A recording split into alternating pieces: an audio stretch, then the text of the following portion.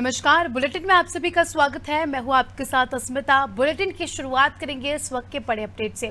इस वक्त का बड़ा अपडेट आपको देहरादून से दे रहे हैं, जहां सीएम धामी के आज कई सारे कार्यक्रम हैं। सीएम धामी का कालाडूंगी दौरा है, विकास योजनाओं का लोकार्पण और शिलान्यास यहां पर मुख्यमंत्री द्वारा किया जाएगा। वहीं राजकीय इंटर कॉलेज में जनसभा को भी संबोधित किया जाएगा। केंद्रीय रक्षा राज्य मंत्री अजय भट्ट भी मुख्यमंत्री के साथ मौजूद रहेंगे। प्रदेश अध्यक्ष महेंद्र भट्ट भी मौजूद रहेंगे। बड़ा अपडेट आपको दिया देहरादून से, जहां मुख्यमंत्री के कई सारे दौरे हैं। कालाडूंगी दौरा है आज, जहां कई विकास योजनाओं का लोकार्पण और शिलान्यास मुख्यमंत्री करेंगे।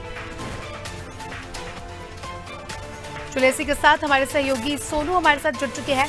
सोनू, आज मुख्यमंत्री का कालाडूंगी दौरा है, कई विकास की परियोजनाओं का शिलान्यास और लोकार्पण मुख्यमंत्री करेंगे। साथ ही इनके साथ केंद्रीय रक्षा राज्य मंत्री अजय भट्ट भी मौजूद रहेंगे। देखिए, ये जो कार्यक्रम है इसमें तमाम बीजेपी के नेता वो शामिल हो रहे और जो क्षेत्रीय नेता है, चाहे वो विधायक हो, ब्लॉक प्रमुख हो या जो अन्य पदाधिकारी पार्टी के हैं, वो इस कार्यक्रम में शामिल होंगे। और इस क्षेत्र के लिए हम ये कह सकते हैं कि मुख्यमंत्री आज विकास की कई सौगात विधानसभा क्षेत्र के लोगों को देने वाले हैं। तमाम बीजेपी के नेता मौजूद रहेंगे और इसके साथ साथ मुख्यमंत्री जिला स्तर के जो प्रशासनिक अधिकारी हैं उनसे अभी तक की जो पिछली योजनाएं हैं उनका क्या अपडेट है वो भी लेंगे और आगे इन योजनाओं को कैसे धरातल पर उतारा जा सकता है तय समय सीमा में सब फोकस किया जाएगा। कई ऐसी योजनाएं हैं जिन योजनाओं का लोकार्पण और शिलान्यास मुख्यमंत्री करने वाले हैं और कई ऐसी शुरुआत मुख्यमंत्री करेंगे जिनका भूमि पूजन भी आज होने वाला है। जी सोनू, चलिए बने रहिए आप हमारे साथ, जल्द ही आपका रुख करेंगे। तो बड़ा अपडेट आपको दिया देहरादून से, जहां मुख्यमंत्री के कई सारे कार्यक्रम हैं आज और कई विकास योजनाओं का लोकार्पण और शिलान्यास मुख्यमंत्री करेंगे।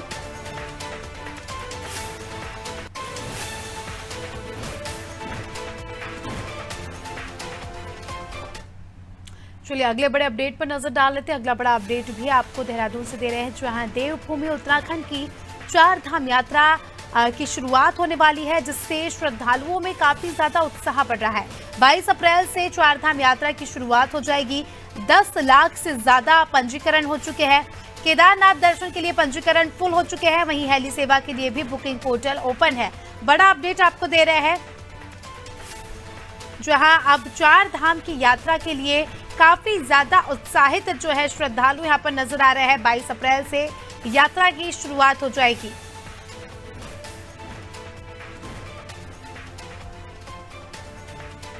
चलिए हमारे सहयोगी सोनू हमारे साथ इस खबर पर जुड़ चुके हैं।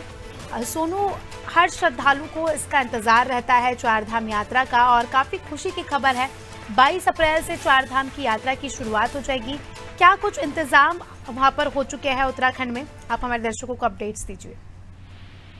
देखिए, 4 धाम यात्रा की शुरुआत विधिवत रूप से जब होगी उससे पहले की सभी तैयारियों को मुकम्मल किया जा रहा है और खास तौर पर यात्री जो है वो सुरक्षित यात्रा का संदेश लेकर वापस जाएं और अपने जिस मनोभाव के साथ तमाम श्रद्धालु देश और दुनिया के यहाँ 4 धाम की यात्रा करने आते हैं उनके वो सभी जो मनोकामनाएं हैं वो पूर्ण हो।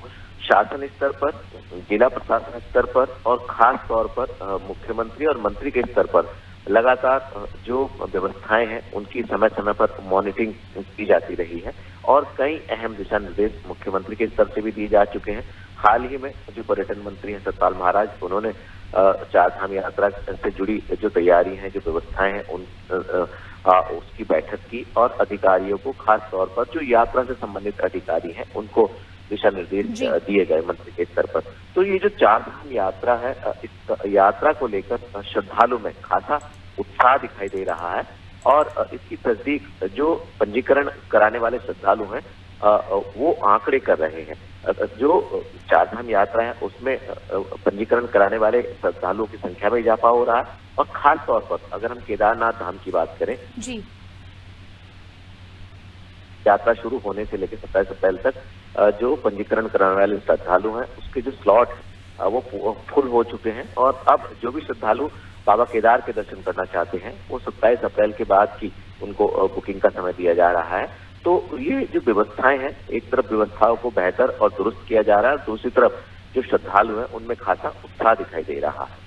जी बिल्कुल, सोनू, श्रद्धालुओं के अलावा अगर अन्य लोगों की भी बात करें तो व्यवसायियों के लिए भी ये काफ़ी ज़्यादा खुशी की खबर है, क्योंकि काफ़ी ज़्यादा बड़ी संख्या में श्रद्धालु आ रहे हैं। व्यवसाय की दृष्टि से देखा जाए तो उत्तराखंड के व्यवसायी किस तरह के तैयार है और क्या कुछ उनकी तैयारियां हो चुकी है? देखिए, ये यात्रा से जुड़ा आपका बहुत अहम सवाल हम इस लिहाज से कह सकते हैं क्योंकि उत्तराखंड की जो चारधाम यात्रा है ये उत्तराखंड की लाइफलाइन कहलाती है और तमाम ऐसे उत्तराखंड के लोग हैं जिनकी रोजी रोटी चारधाम यात्रा पर निर्भर होती है। उनका जीविका उपार्जन का साधन जो है वो चारधाम यात्रा होती है। सरकार ये कोशिश करती है कि जो कारोबारी हैं खास तौर से इन मार्गों से संबंधित, इस क्षेत्र से संबंधित और चारधाम यात्रा से संबंधित, इनके कारोबार में भी किसी तरीके की दिक्कत ना आए। चूंकि यात्रा शुरू होती है, शुरुआती दौर में यात्रियों का बड़ा जनसैलाब चारधाम यात्रा के दौरान दिखाई देता है, लेकिन जैसे जैसे फिर बाद में बरसात का समय होता है, बारिश होती है और पर्वतीय क्षेत्रों में हम देखते हैं कई बार लैंडस्लाइड जैसे स्थिति भी सामने आ जाती है। हालांकि सरकार सारी व्यवस्थाओं को बेहतर कर रही है तो इसके जो श्रद्धालुओं की संख्या है उसमें कमी देखी जा रही है। तो ऐसे में जो शुरुआती चरण है चारधाम यात्रा का, उसमें जो तमाम जो स्थानीय लोग हैं, जो कारोबारी हैं, उनका कामकाज भी बेहतर हो सके, उनके साथ भी बैठक की जा रही है, चाहे वो वाहन चालक हो, चाहे वो अन्य कारोबारी हो, इन सभी से, चाहे वो होटल कारोबारी है, इन सभी के साथ जो सिस्टम है सरकार के जो उच्च स्तरीय अधिकारी है उनका समन्वय स्थापित किया जा रहा है और कैसे इस यात्रा को सफल यात्रा बनाया जाए इस पर फोकस किया जा रहा है। तो सरकार का फोकस अब चारधाम यात्रा को सुरक्षित यात्रा और सफल यात्रा बनाने पर होता हुआ नजर आ रहा है। जी अर्पिता।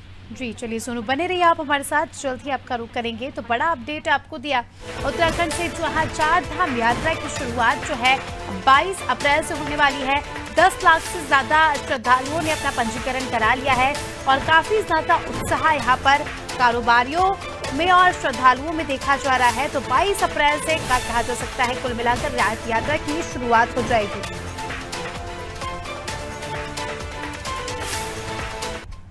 चलो इसी के साथ अगले बड़े अपडेट पर नजर डाल लेते हैं। अगला बड़ा अपडेट आपको बता रहे हैं देहरादून से, जहां कोरोना के केसेस फिर से बढ़ रहे हैं। जी हाँ, पूरे प्रदेश में ही कोरोना का कहर फिर से बढ़ता नजर आ रहा है।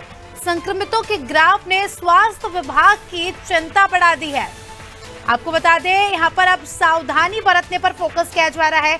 व्यवस्थाएं बेहतर करने के लिए स्वास्थ्य विभाग जो है पूरी कोशिश कर रहा है। पूरे दावे यहाँ पर स्वास्थ्य विभाग के द्वारा किए जा रहे हैं। बड़ा अपडेट आपको दे रहे हैं उत्तराखंड से। चलिए हमारे सहयोगी सोनू हमारे साथ जुड़ चुके हैं। सोनू, लगातार देखा जा रहा है कि कोरोना के मामले जो है पूरे देश भर में निकलकर सामने आ रहे हैं। बात अगर उत्तराखंड की करें तो यहाँ भी कोरोना का कहर देखने को मिल रहा है। ऐसे में अब चारधाम यात्रा की भी शुरुआत होने वाली है। ऐसे में सरकार के सामने जो है चैलेंजेस ज्यादा आ जाते हैं कि अब किस प्रकार से जो है व्यवस्थाएं यहाँ पर की जाए, और अभी फिलहाल स्वास्थ्य विभाग की टीम कितनी अलर्ट है? देखिए, कोरोना के संक्रमण के लिहाज से अगर हम देखें तो वाकई सरकार और सिस्टम की एक चुनौती हो सकती है आने वाले समय में। एक ओर तो सरकार और पूरा सिस्टम और तमाम उत्तराखंड के लोग ये उम्मीद कर रहे हैं कि जो चारधाम यात्रा होगी इसमें बड़ी संख्या में श्रद्धालु उत्तराखंड का रुख करे और यहाँ पहुंचे, देवभूमि में पहुंचे। और दूसरी तरफ जिस तरह से हम कोरोना का संक्रमण का ग्राफ बढ़ता हुआ देख रहे हैं, इसने स्वास्थ्य विभाग की भी चिंता बढ़ा दी है और सिस्टम के लिए भी कहीं ना कहीं ये चिंता बढ़ा सकता है आने वाले समय में। तो अब ये देखना होगा कि तमाम जो चारधाम यात्रा से जुड़े पहलू हैं उनका कैसे, खास तौर से जो कोरोना से संबंधित है, संक्रमण से संबंधित है, कैसे सरकार इस पूरी यात्रा के दौरान जो गाइडलाइन है उनका अनुपालन कराएगी और जो भीड़ भाड़ वाले जो इलाके हैं वहां पर सावधानी कैसे बरती जाए और जो बड़े आयोजन होने वाले, चाहे वो राजनीतिक आयोजन हो या सामाजिक आयोजन हो या आने वाले समय में जो चुनाव है, इन तमाम पहलुओं पर सरकार को फोकस करना होगा कि आखिर किस तरह से हम गाइडलाइन का अनुपालन कराएं कि जो कोरोना का संक्रमण दिनों दिन बढ़ रहा है इस पर विराम लगाया जाए। जी बिल्कुल सोनू, कोरोना की अगर बात करें तो यहाँ पर वैक्सीनेशन का जो है काफ़ी ज़्यादा इम्पोर्टेंस है। कई सारे राज्यों में हमने देखा कि 2 डोज लगने के बाद बूस्टर डोज भी यहाँ पर प्राथमिकता से लोगों को लगाया गया है। तो उत्तराखंड में बूस्टर डोज को लेकर क्या अपडेट है? कितने प्रतिशत लोगों को यहाँ पर बूस्टर डोज लग गया है और आने वाले समय में क्या और ज़रूरत पड़ेगी कि लोगों को बूस्टर डोज लगाया जाए?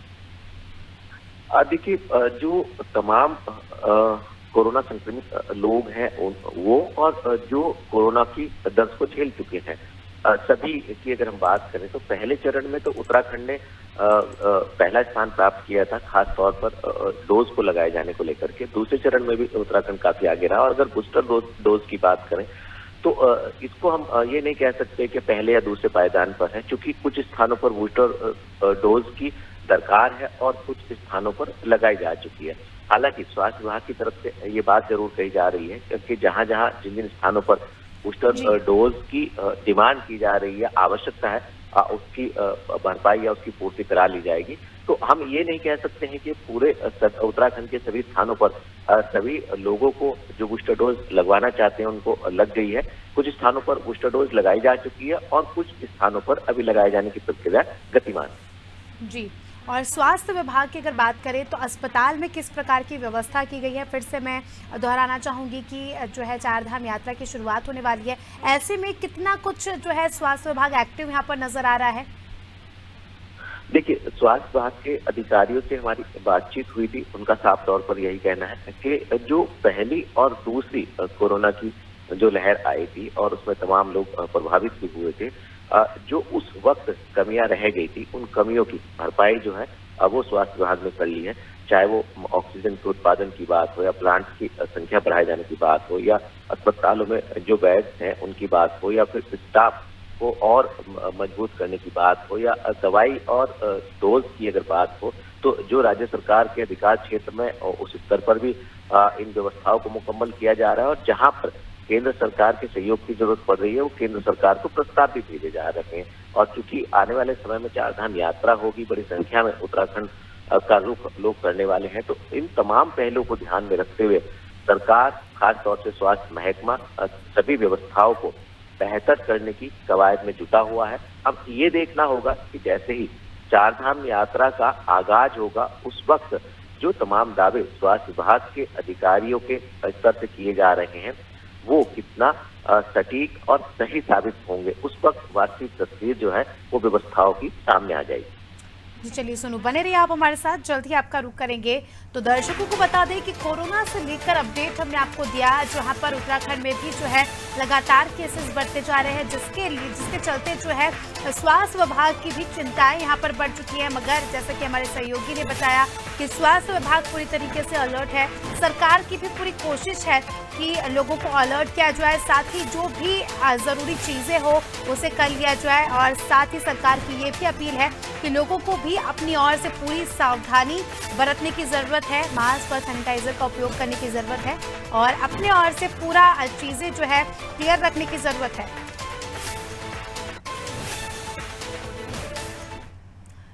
चलिए अब अगले अपडेट पर नजर डाल लेते हैं। अगला अपडेट आपको दे रहे हैं देहरादून से ही, जहां एम्स से डिस्चार्ज होते ही आरोपी कोच की गिरफ्तारी हो गई है। प्रशिक्षु खिलाड़ियों से अश्लील हरकतें करने का आरोप इन पर लगा था।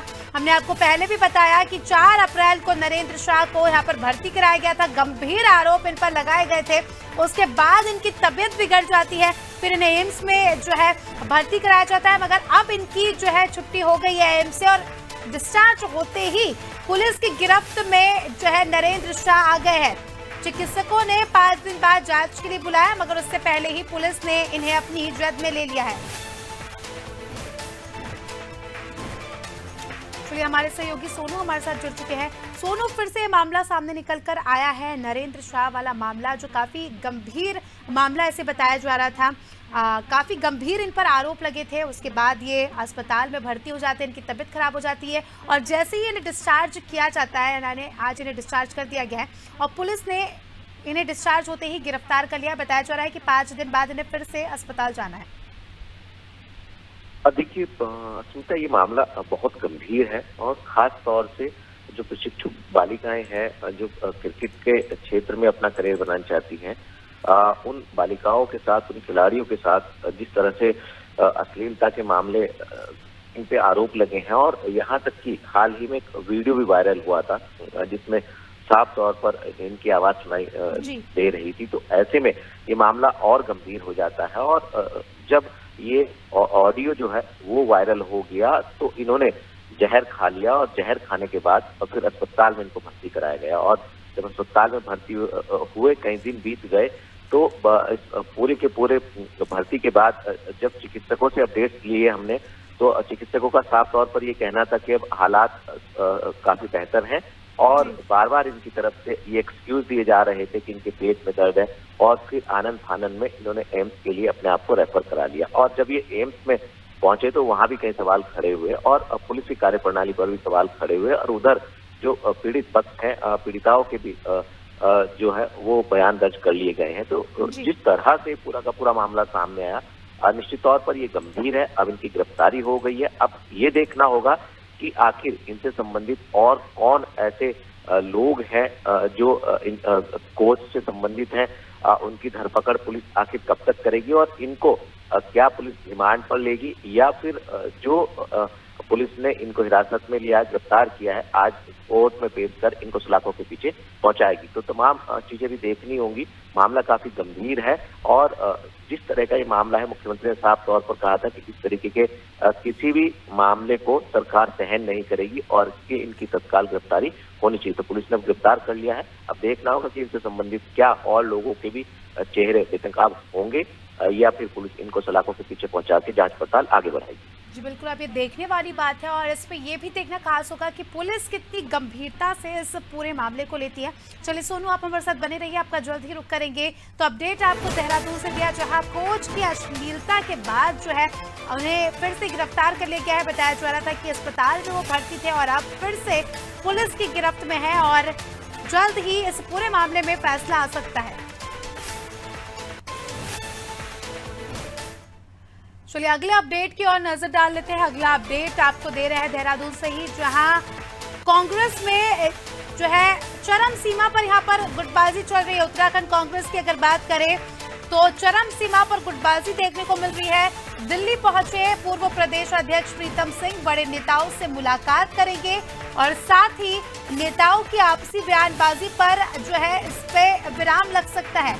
पार्टी हाईकमान के निर्देश के बाद विराम इस पर लग सकता है। प्रदेश स्तरीय नेताओं के बीच बयानबाजी चल रही है। खुद कांग्रेस का घर ही अपने घर में ही जो है ढंग से रहते दिखाई नहीं दे रहे हैं। गुटबाजी जैसी चीजें जो है लगातार सामने निकल कर आ रही है। ऐसे में अब प्रीतम सिंह का जो है दिल्ली दौरा है, दिल्ली गए हैं वो, और ऐसे में कहा जा रहा है कि इस पूरे मामले को यहाँ पर सुलझाया जा सकता है। गुटबाजी का क्या कारण है उस पर बात की जा सकती है। हाई कमान ने खुद जो है उन्हें बुलाया है, और पूरी चर्चा यहाँ पर उनके द्वारा की जाएगी। चलिए हमारे सहयोगी सोनू हमारे साथ इस खबर पर जुड़ चुके हैं। सोनू, अगर बात करें उत्तराखंड कांग्रेस की, तो देखा जा रहा है कि उत्तराखंड कांग्रेस में खुद ही यूनिटी नहीं है। गुटबाजी जैसी चीजें जो है यहाँ पर सामने निकल कर आ रही है, और अब ये गुटबाजी इतनी ज्यादा बढ़ गई है कि पार्टी के पूर्व प्रदेश अध्यक्ष प्रीतम सिंह को जो है दिल्ली बुलाया गया है, दिल्ली गए हैं वो। उनके दिल्ली जाने के क्या मायने यहाँ पर निकाले जा रहे हैं? देखिए, एक तरफ तो कांग्रेस तमाम नेता ये दावा करते हैं कि कांग्रेस के जो नेता हैं वो एकजुट हैं, एक मंच पर इस वक्त खड़े हुए नजर आ रहे हैं, और आने वाले समय में इसका फायदा संगठन को होगा। लेकिन दूसरी तरफ कांग्रेस के नेता जो हैं वो जिस तरह से पार्टी के अपने सीनियर नेताओं को लेकर के बयानबाजी कर रहे हैं, और आरोप प्रत्यारोप, हम इसको कह सकते हैं कि सियासत उत्तराखंड में खास तौर से कांग्रेस में दिखाई दे रही है। अगर हम हाल ही की बात करें तो जो कांग्रेस के विधायक हैं किच्छा से तिलकराज बेहड़, उन्होंने इस बात को लेकर के अपनी नाराजगी जताई थी कि उनसे रायशुमारी नहीं की गई है। और जो इस वक्त देखिए उत्तराखंड के दो मंडल है, एक गढ़वाल मंडल और एक कुमाऊं मंडल। तो कुमाऊं मंडल से ही जो उत्तराखंड के शीर्ष नेतृत्व है उनको जिम्मेदारी दी गई है, और गढ़वाल मंडल की उपेक्षा की गई है। इसके बाद प्रीतम सिंह जो कि नेता प्रतिपक्ष भी रहे, पूर्व प्रदेश अध्यक्ष मौजूदा समय में विधायक भी है, इन्होंने प्रदेश प्रभारी को लेकर के कई सवाल खड़े किए थे, और अब ये दिल्ली पहुंचे हैं।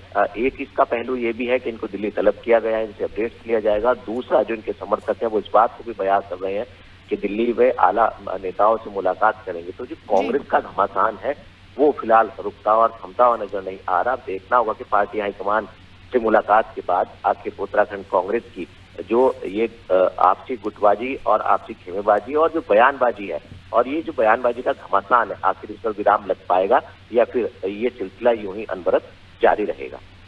जी बिल्कुल सुनो, अब तो देखने वाली बात ही होगी कि क्या कुछ बातें वहाँ पर निकल कर सामने आती है। चलिए बहुत बहुत शुक्रिया आपका हमारे साथ जुड़ने के लिए और तमाम अपडेट्स हमारे दर्शकों तक साझा करने के लिए। तो चलिए इसी के साथ इस बुलेटिन में फिलहाल इतना ही। बने रहिए हमारे साथ अनादि टीवी पर, खबरों का सिलसिला लगातार जारी है। दीजिए हमें इजाजत, नमस्कार।